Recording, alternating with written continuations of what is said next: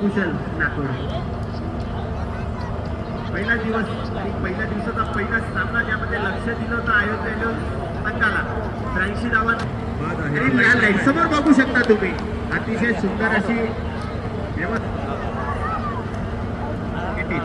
या ठिकाणी चांगली फटकेबाजी या ठिकाणी निर्णय केली होती. संघाला गरज होती मात्र धावबाद या ठिकाणी होऊन बॅक टू पेव्हिलियन जातात आपल्याला दिसतोय तो तिथे त्याची जागा घेण्यासाठी मैदानात येतोय तो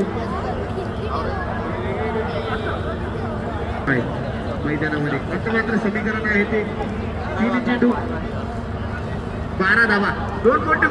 अक्षय डिप्लोमाने आपली विकेट या ठिकाणी फेकण्याची मनोज मागून घेतला आणि किती सेटल फलंदाज आहे. मोठे फटके मारू शकतो. डायरेक्ट आलेल्या फलंदाजाला मोठा फटका मारणं शक्य नाही. तो विकेट फेकताना या ठिकाणी दिसला येतो आणि हा